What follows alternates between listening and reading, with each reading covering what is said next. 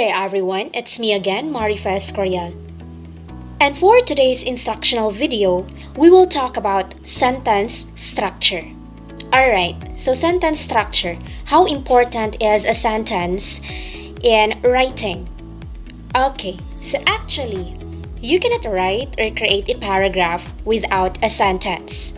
Thus, in writing or making a sentence, there are lots of things that you have to consider, and that include knowing how to structuralize and making it free from grammatical errors. So in this video, you will know and learn what a sentence structure really is, the different types of sentences, and many others. Okay, so as defined, sentence structure is the way a sentence is arranged grammatically. The sentence structure of your writing includes where the noun and verb fall within an individual sentence. In English, there are 4 types of sentence that students need to get their heads around. These are: the first one is the simple sentence. The second one is the compound sentence. The third one is the complex sentence. And the fourth one is the compound complex sentence. Okay? Alright. So mastering these 4 types of sentence will enable students to articulate themselves effectively, write clearly and comprehensively, and with personality and style.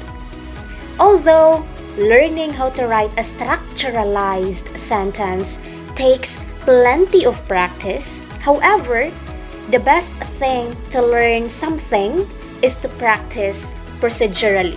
Okay?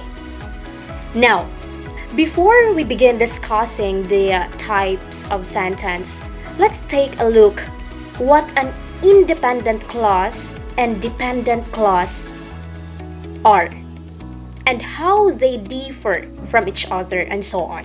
Okay? Alright, so let's begin with defining what is an independent clause. Again, what is an independent clause? Okay, so basically, clauses are parts of sentence containing a verb. An independent clause can stand by itself because it is a complete sentence. It is a complete sentence which has a complete thought or idea. Yeah, that's why it can stand alone. This clause expresses a complete thought, expresses a complete thought and idea and contains a subject and a verb. Okay? On the other hand, dependent clauses or subordinate clauses are incomplete sentences and cannot stand by themselves. They do not express a complete thought or idea, and to make it complete, they must be attached to an independent clause. For example, even though she is tired, she is going to work tonight. As you noticed, the red portion expresses a complete thought that the subject, she, is going to work tonight. And that is the best example of an independent clause. There is a subject and a verb. Unlike with the first portion of the sentence, which merely emphasizes an incomplete thought, and that cannot stand by its own, and that what makes it a dependent clause. It needs an independent clause to complete its thought, to complete its idea. Okay?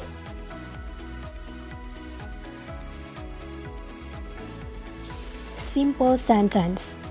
This is the easiest type of sentence for learners to grasp and construct immediately for themselves. As stated, Simple sentences are known as first sentence that children write by themselves and that they follow the well-known subject-verb-object or SVO pattern. The subject of the sentence will be the noun that begins the sentence. This may be a person, place, or thing, but most importantly, the subject is the doer of the action of the sentence. The action itself will be encapsulated by the verb, which is the action word that describes what the doer does. The object of the sentence follows the verb and describes as the receiver of the action. For example, Shane ate many cookies. In this example, the subject or the doer of the action is Shane, while ate is the verb, and the receiver of the action or the object is many cookies. So, in addition, it is very important for the teachers to point out or remind their students that simple sentences will not necessarily take short sentences. For example, this research reveals that an active lifestyle can have a great impact for the good and the life expectancy of the average person. So, upon looking at the length of the sentence, it is truly a bit longer. However, this sentence is still a simple sentence as it expresses and follows the SVO pattern or structure. So, in this example, the subject here is research and reveals is the verb, and that an active lifestyle can have a great impact for the good and the life expectancy of the average person is the object. Okay? So ultimately, it is said that simple sentences can be an effective way to provide clarity and efficiency of expression, breaking down complex ideas into manageable chunks. So the second type of sentence is the compound sentence. So in the previous discussion, simple sentences are defined as sentences consisting one independent clause with a subject and a verb. Now, in a compound sentences are the combination of two independent clauses that are joined together using a coordinating conjunction, or what we called as the fanboys. F stands for A stands for and, N stands for nor, B stands for but, O stands for or, Y stands for yet, and S stands for so. In teaching compound sentences, it is also necessary for the teachers to remind their students that whichever of the conjunctions that they are going to choose, it should connect the two halves of the sentence. For example, take a look with these simple sentences. The first sentence states that Bea went to the pharmacy, while the second sentence states that the pharmacy was closed. These two simple sentences can be easily joined by choosing a correct coordinating conjunction that would tell the relationship between the two. So, if you are going to combine the two, use the conjunction but, which would provide a strong relationship of these sentences. For example, Bea went to the pharmacy, but the pharmacy was closed. So here, the two independent clauses are still there, and the new combined sentence shows the relationship between the two clauses. So now the third type of sentence is the complex sentence. Complex sentence contains at least one independent and one dependent clause. However, these clauses are not joined by coordinating conjunctions, the same with the compound sentences. Instead, this sentence used subordinating conjunctions to combine an independent and dependent clauses. So, to know what are the different subordinating conjunctions, take a look with the examples in the screen.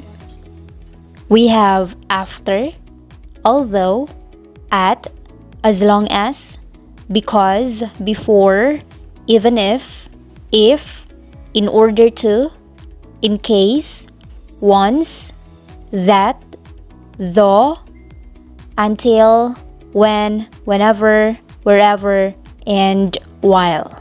Using subordinate conjunctions in combining independent and dependent clauses provides a transition between the two ideas in the sentence. The said transition will involve a time, place, or cause and effect relationship. The main or more important idea is contained in the sentence main clause, while the less important idea is introduced by the subordinating conjunction. For example, although the oral defense was postponed, each group continued studying their research. In this sentence, we can see that the first part of it is a dependent clause, which cannot stand alone and that needs to be connected to an independent clause. It begins with the subordinating conjunction although, which joins and expresses its relationship to the second sentence or the main clause.